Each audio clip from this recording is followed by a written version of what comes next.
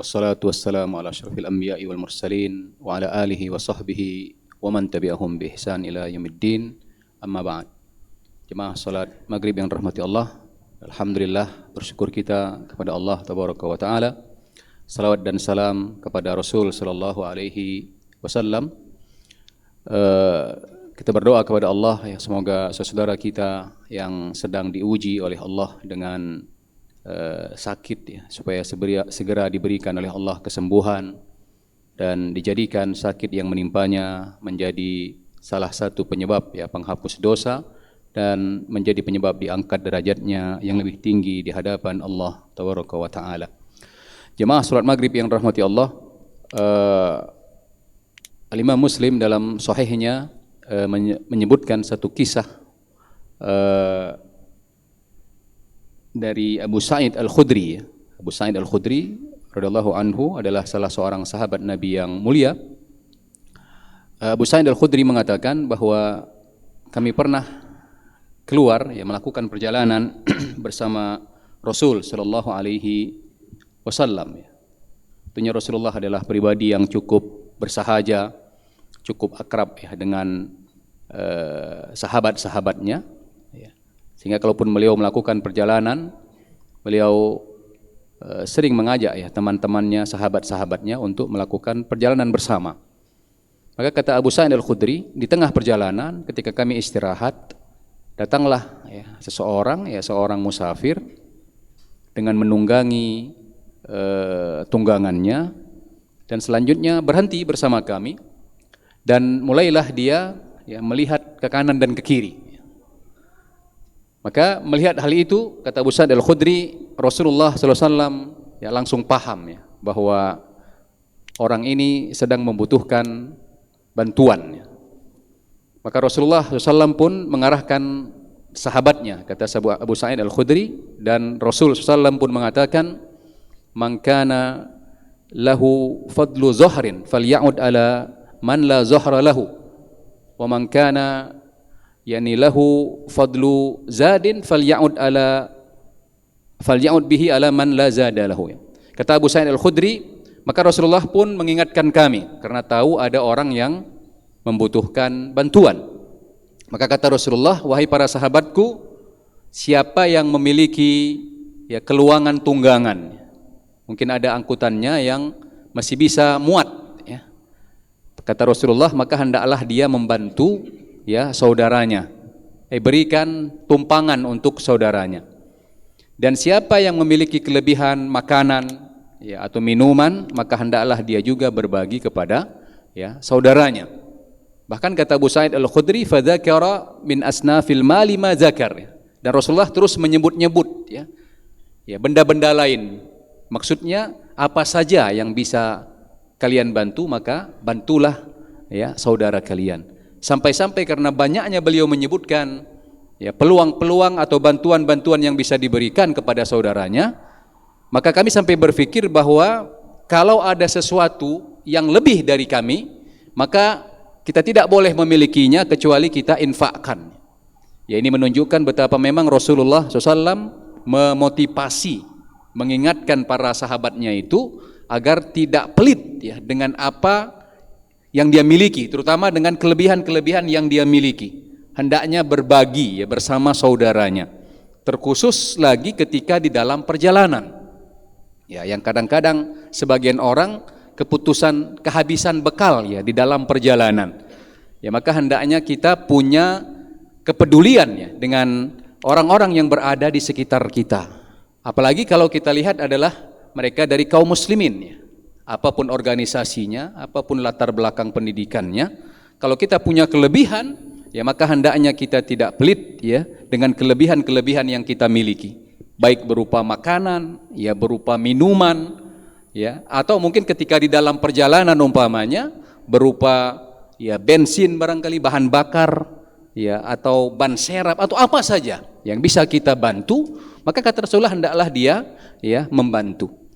Jemaah salat maghrib yang dirahmati Allah ya, tentu ini kisah singkat ya sekali dari Abu Sa'id Al-Khudri ya berkaitan dengan pengalaman beliau keluar bersama atau berjalan bersama Rasul ya sallallahu alaihi wasallam ya. Tetapi kisah ini tentunya memberikan kepada kita ya sejumlah pelajaran. Di antara pelajaran yang bisa kita ambil adalah bahwa memang Islam ini adalah agama yang menganjurkan kita untuk membantu orang-orang yang membutuhkan. Ya, di mana saja, baik kita sedang di rumah, kita sedang di pasar, atau kita dalam perjalanan, di mana saja posisi kita, maka ketika kita ya melihat ada orang-orang yang membutuhkan bantuan, kita dianjurkan untuk memberikan bantuan. Tentu selama bantuan tersebut adalah dalam rangka kebaikan. Karena memang Islam ya mengajarkan kepada kita untuk tolong menolong. Ya sebagaimana kata Allah juga dalam surat Al-Maidah ayat yang kedua, kata Allah wa ta'awanu 'alal birri wat taqwa wa la ta'awanu 'alal itsmi wal udwan. Ya, wattaqullaha innallaha syadidul iqab ya. Kata Allah, tolong menolonglah kalian dalam melakukan kebaikan. Jadi ini prinsipnya dalam tolong menolong. Selama itu dalam kebaikan, ya, untuk terwujudnya kebaikan maka kita diperintahkan untuk tolong menolong. Ya. Dan sebaliknya kata Allah wala ta'awanu 'alal itsmi wal udwan. Tapi jangan tolong menolong, jangan bantu membantu dalam melakukan kemaksiatan, dalam melakukan permusuhan. Para ulama kita mengatakan, kenapa Allah mengatakan jangan tolong menolong? Ternyata memang kalau kita lihat kejahatan itu akan terus berjalan, akan terus hidup kalau ada tolong menolong di dalamnya. Ya, kalau ada tolong menolong di dalamnya, apalagi saling bantu membantu, tolong menolong, backing membacking, wah, itu akan langgeng ya, itu kejahatan tersebut ya. Maka Allah ingatkan, wala ta'awanu, jangan tolong menolong, jangan kerjasama. Ya, yang diperintahkan itu tolong menolong dalam kebaikan. Adapun dalam maksiat kata Allah jangan. Maka Allah tutup ya firman-Nya, wattaqullah, bertakwalah kalian kepada Allah. Ya, innallaha syadidul iqab kata Allah. Sesungguhnya azab Allah itu sangat pedih. Ini peringatan bagi orang-orang yang suka membantu, suka menolong, suka membackingi kejahatan. Ya, Allah ingatkan. Karena sebagian manusia karena dia punya lingkaran orang-orang kuat, maka tidak tertutup kemungkinan dia bekerja sama untuk sebuah kemaksiatan. Karena ujung-ujungnya akan menghasilkan manfaat, menghasilkan cuan kah, menghasilkan jabatan kah. Tapi Allah ingatkan, innallaha syadidul iqab kata Allah. Ingat, Allah itu azabnya sangat pedih. Maksud Allah apa? Bisa saja di dunia dia selamat karena lingkarannya yang kuat tadi di dunia. Dia punya fulan, dia punya ini, dia punya jabatan ini, ya. Maka sebesar apapun maksiatnya terlindungi. Tapi Allah ingatkan nanti di hari kiamat ya, backing-backingnya itu tidak akan bisa membantunya. Allah ingatkan bahwa azab Allah itu sangat pedih. Ini di antara pelajaran yang bisa kita ambil dari hadis ini. Dan yang kedua, para ulama kita menyebutkan ya ini menunjukkan bagaimana kepedulian ya Rasulullah SAW dengan kondisi di sekitarnya. Ya, kita orang Islam ini diajarkan untuk punya sikap peduli dengan lingkungan kita. Ya, sadar apa yang sedang terjadi di sekitar lingkungan kita, peduli. Ya, apa yang bisa kita lakukan? Apa partisipasi yang bisa kita ikut serta dengan lingkungan kita, dengan kondisi yang sedang ya berkembang saat sekarang ini. Begitu juga berkaitan dengan ya peduli dengan dampak dari perkataan, dari perbuatan atau sikap kita. Karena kadang-kadang sebagian orang begitu abai dengan orang sekitarnya, dia tidak peduli. Yang penting apa yang dia inginkan terlaksana. Sebagian orang hanya karena untuk memenuhi syahwat mendengarkan musik, dia kuatkan suara musiknya. Padahal itu adalah waktu istirahat. Hanya untuk memenuhi syahwat musiknya saja, dia kuatkan suaranya tanpa peduli berapa orang yang terganggu. Berapa orang sedang istirahat. Berapa banyak anak-anak kecil yang terbangun gara-gara suara musiknya itu yang besar. Ini tidak punya kepedulian. Sebagian orang juga begitu, hanya untuk memenuhi syahwat ya knalpotnya itu, maka dia bongkar knalpotnya, dia ganti dengan yang kadang-kadang harganya juga gila-gilaan, ya, dan dia ya geber-geber knalpotnya itu, dan dia merasa bangga tanpa peduli berapa banyak orang yang tersakiti dengan suara ya, dengan geberan knalpotnya itu. Tentunya ini bukan ajaran Islam ya. Islam mengajarkan kita peduli. Jangankan hal seperti itu, Rasulullah mengingatkan kita, kalaupun kita membaca Al-Quran, hendaknya suara Al-Quran kita itu jangan sampai mengganggu orang lain ya. Kecuali suara azan memang ya diumumkan, ya diseru. Ya.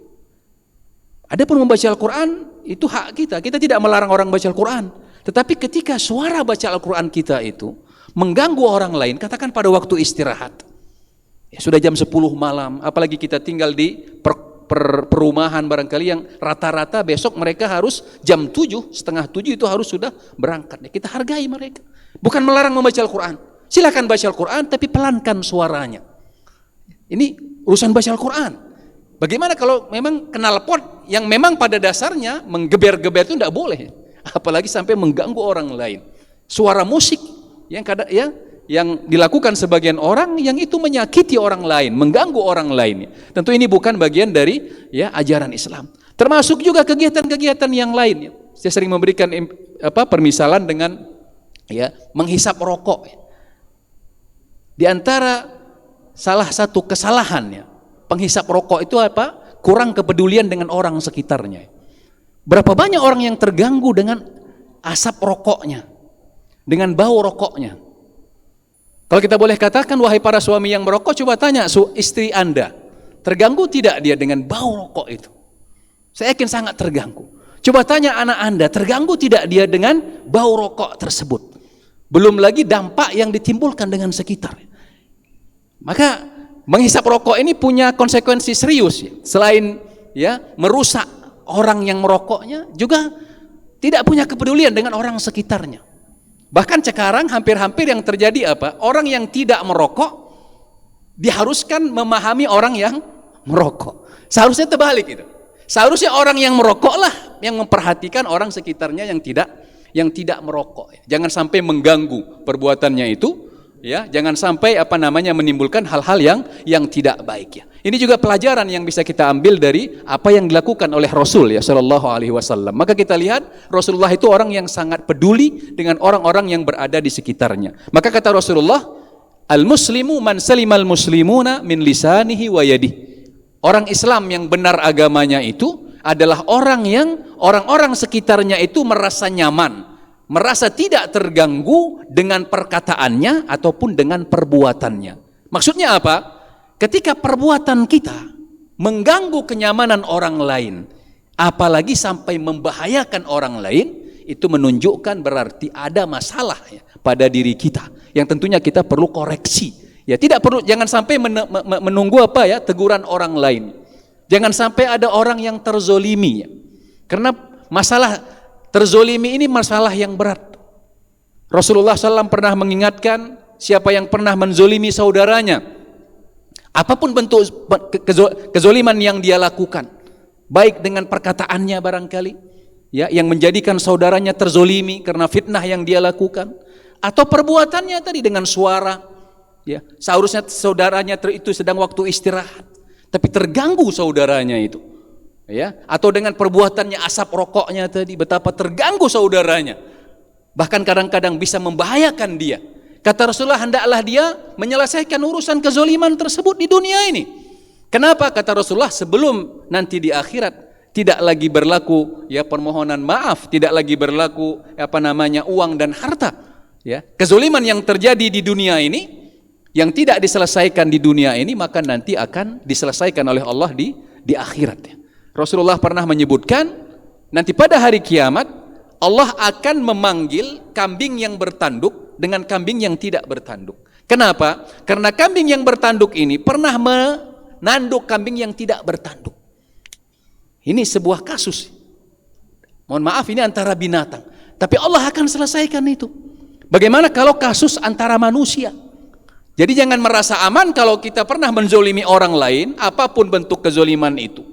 Karena mungkin pada saat sekarang kita pada posisi yang kuat, mungkin orang yang terganggu tersebut, orang yang terzolimi tersebut, karena dia posisinya lemah, dia tidak bisa bicara, dia tidak bisa menuntut, jangan merasa aman. Kenapa? Karena nanti di akhirat itu Allah akan selesaikan. Dan pengadilan akhirat itu lebih berat. Maka para sahabat Nabi yang mulia, ketika mereka punya masalah, mereka punya kesalahan sama saudara, ya mereka minta diselesaikan di dunia ini. Kenapa? Karena pengadilan dunia lebih mudah dibanding pengadilan akhirat nanti. Pengadilan akhirat begitu tegas, pengadilan akhirat begitu adil, dan juga siksanya lebih berat.